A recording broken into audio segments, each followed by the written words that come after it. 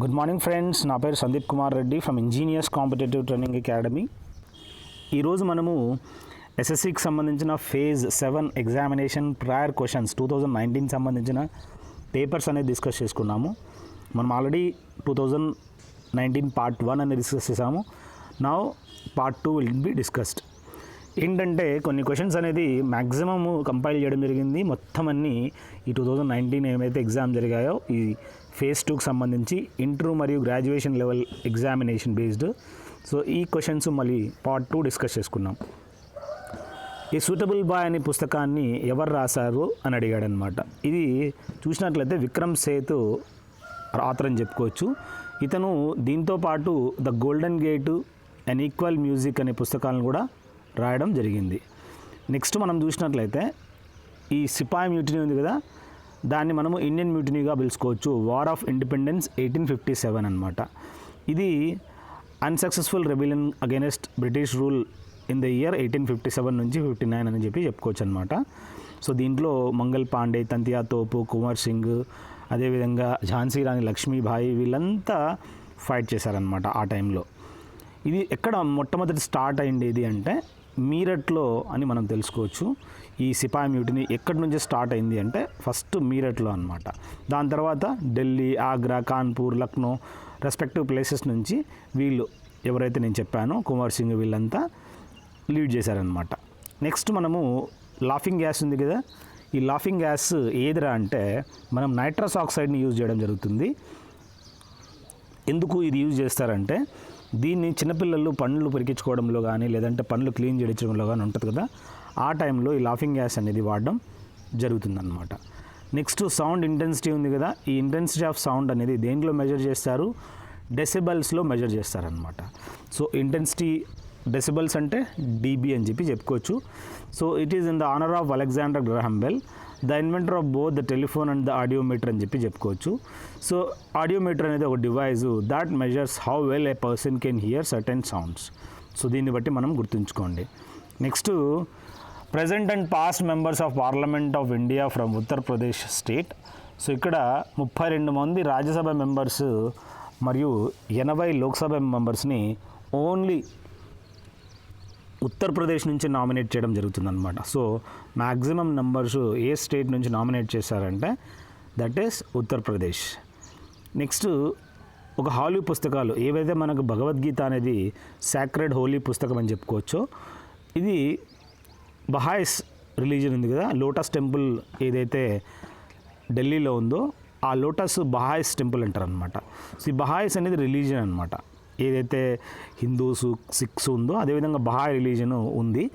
ఆ రిలీజన్ వాళ్ళ పుస్తకం ఏదిరా అంటే హోలీ బుక్ అక్దాస్ అంటారనమాట. కితాబ్ ఈ అక్దాస్, దీనికి సంబంధించి గుర్తుంచుకోండి. లోథాల్ మనకు తెలుసు, ఇది ఒక southernmost cities of ancient Indus civilization అని చెప్పుకోవచ్చు. ఇది ఎక్కడుందిరా అంటే గుజరాత్లో. ఈ విధంగా లోథాల్ అనే డాక్యార్డు సీ పోర్ట్ అనేది మనం అక్కడ చూడొచ్చు అనమాట. హుయాన్ సాంగ్ ఉన్నాడు కదా, ఇతను ఒక ఫారిన్ చైనీస్ ట్రావెలర్ అని చెప్పుకోవచ్చు. ఈయన ఈ విధంగా తక్షశిల మరియు ఈ నలంద వాటి యొక్క విజిట్ చేసి అక్కడ ఏ విధంగా ఎడ్యుకేషన్ సిస్టమ్ ఉంది వాటిని చదవడానికి ఇండియాకి అనేది రావడం జరిగింది. అతను ఎవరి టైంలో ఇతను వచ్చాడరా అంటే ఇతను హర్షవర్ధన టైంలో రావడం జరిగింది. మొట్టమొదటి వచ్చిన ఫారిన్ ట్రావెలర్ ఎవరా అంటే మెగస్తనీస్. ఇతను చంద్రగుప్త మౌర్యుని కాలంలో రావడం జరిగింది. అతను ఇండికా అనే పుస్తకాన్ని కూడా రాశాడు. నెక్స్ట్ మనం గుర్తుంచుకోవాల్సిన విషయము పంజాబ్ అంటాం కదా, పంజా అంటే 5, పంజ్ అంటే 5 అనమాట. సో 5 రివర్స్ పంజాబ్లో మనం చూడొచ్చు. ఏంటిరా అంటే అవి JCBRS, జీలం, చీనాబ్, రావి, బియాస్ అండ్ సట్లెజ్ అనమాట. సో ఇవి మనం గుర్తుంచుకోండి. మలిక్ కఫూర్ ఎవరైతే చోళ సామ్రాజ్యాన్ని అంతం చేసిన వాడు ఎవర్రా అంటే మలిక్ కఫూర్ అనమాట. ఏ వస్త్రాలు ఈ విధంగా ఆడవాళ్ళు మాండో డ్యాన్స్లో వేసుకుంటారని అడిగాడనమాట. ఈ మాండో డ్యాన్స్ అనేది మనకు తెలుసు, మాండవి రివర్ ఎక్కడుంది? గోవాలో ఉంది. సో ఈ మాండో డ్యాన్స్ అనేది ఈ గోవాలో జరుపుకుంటారు. అక్కడ ఆడవాళ్ళు అనేది ఈ వస్త్రం పేరు ఏంట్రా అంటే పానో బాజు అంటారు అనమాట. పానో బాజు అనే డ్రెస్సింగ్ కోడ్ ఉంటుంది. ఇది గోవాలో మాత్రమే మనం చూడొచ్చు అనమాట. అక్కడ ఏ భాష మాట్లాడతారా అంటే హిందీ, దాని తర్వాత మనం మరాఠీ కూడా కొద్దిగా మాట్లాడతారు. అక్కడ లోకల్గా ఒక లాంగ్వేజ్ ఉంది. ఆ లాంగ్వేజ్ పేరు ఏంటి మీరు కామెంట్ సెక్షన్లో పెట్టండి. నెక్స్ట్ ఏంటంటే ఓసువారీ పర్వ్ ఎక్కడ సెలబ్రేట్ చేసుకుంటారు అని అడిగాడు. ఇది ఒక ఫెస్టివల్ అనమాట, ఓసువారీ అని చెప్పేది. ఇది తమిళనాడులో మనం చూడొచ్చు. అదేవిధంగా తమిళనాడులో తిమితి అనే ఒక ట్రెడిషన్ అనమాట. ఫైర్ అగ్గి మీద నడవడం జరుగుతుందన్నమాట, నిప్పుల మీద. నెక్స్ట్ వర్దిగావో డ్యాన్స్ మరియు వీరా డ్యాన్స్ అనేది దమన్ అండ్ దియు ఉంది కదా, ఇక్కడ మనకు తెలుసు దాద్రా నగర్ హవేలీ మరియు దమన్ అండ్ దియు ఇవేం చేయడం జరిగింది, మెర్జ్ చేశారనమాట. సో ఇప్పుడు దమన్ క్యాపిటల్గా చేయడం జరిగింది ఈ వీటికి. సో ఇక్కడ దమన్ అండ్ దియులో ఈ విధంగా వర్దిగావ్ మరియు వీరా డ్యాన్స్ అనేది సెలబ్రేట్ చేస్తారు, పర్ఫామ్ చేస్తారు. మాల్వా ప్లాట్ ఉంది కదా, ఇది ఆరావళి మరియు వింధ్యా మధ్యలో ఉండే ఈ ప్లాట్ పేరు ఏంట్రా అంటే మాల్వా ప్లాట్ అని చెప్పి చెప్పుకోవచ్చు అనమాట. నెక్స్ట్ హిందావీ స్వరాజ్య, దీన్ని ఎవర్రా ఫౌండర్ అంటే శివాజీ మహారాజ్ ఈ ఫౌండర్ ఆఫ్ ద హిందావీ స్వరాజ్ అని చెప్పి చెప్పుకోవచ్చు. లెంగ్దియెస్ట్ ఎక్స్ప్రెస్ వే అని అడిగాడు. ఏది చాలా లెంగ్దీ ఎక్స్ప్రెస్ వే అని చెప్తే దీంట్లో మనం చూసినట్లయితే ఆగ్రా నుంచి లక్నో వరకు 302 కిలోమీటర్లు ఉందంట. అంత పొడవైట్ ఈ ఎక్స్ప్రెస్ వేకి 6 లేన్ హై స్పీడ్ అని చెప్పి చెప్పుకోవచ్చు అనమాట.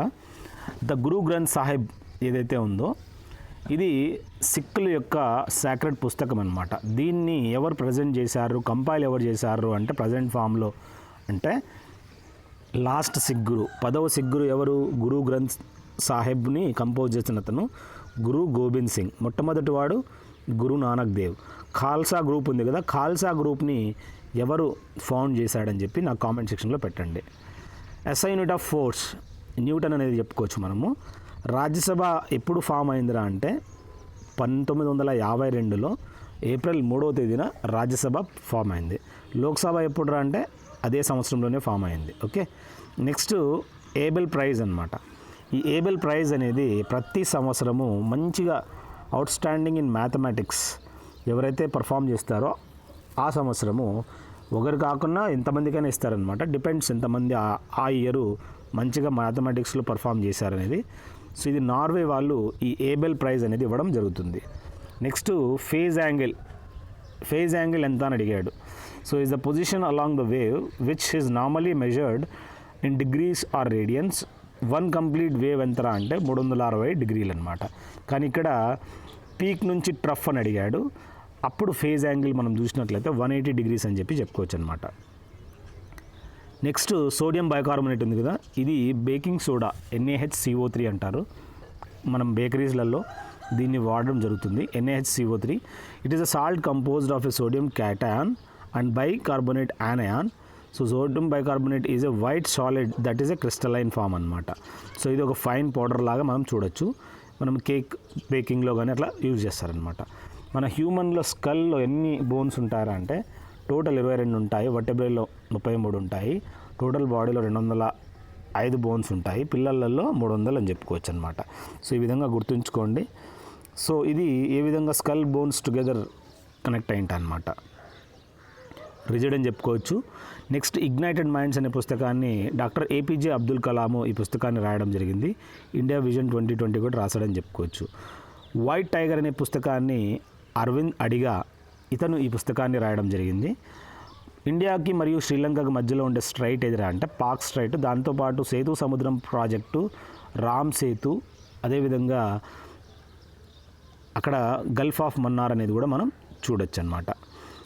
నెక్స్ట్ మనం చూసినట్లయితే టోటల్ 22 అఫీషియల్ లాంగ్వేజెస్ అనేది ఇండియన్ కాన్స్టిట్యూషన్లో ఇక్కడ ఇంక్లూడ్ చేయడం జరిగిందనమాట.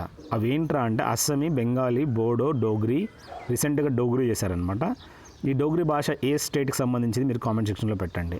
గుజరాతీ, హిందీ, కన్నడ, కాశ్మీరీ, కొంకణి. సో నేను చెప్పాను కదా, ఇప్పుడు రీసెంట్గా ఒక క్వశ్చన్ అడిగాను.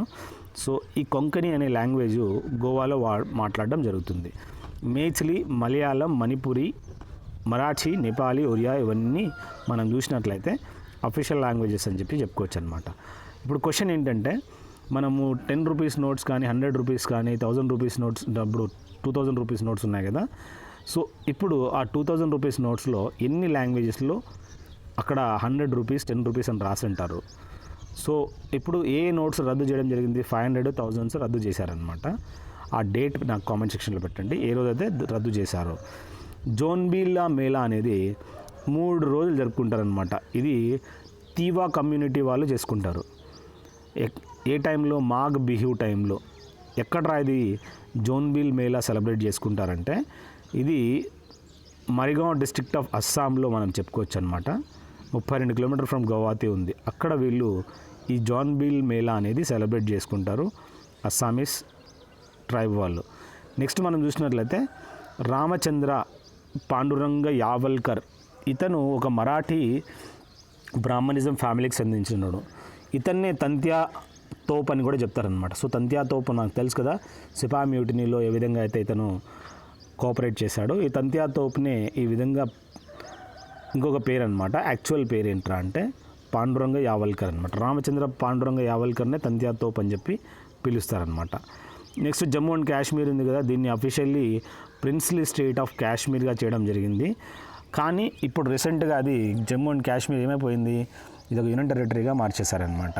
సో బ్రిటిష్ ఈస్ట్ ఇండియా రూల్లో దీన్ని ఈ విధంగా చేయడం జరిగింది. మొట్టమొదటి లోక్సభ ఎప్పుడు కమెంట్ చేశారా అని అడిగాడు. ఇంతకుముందు రాజ్యసభ అడిగాడు,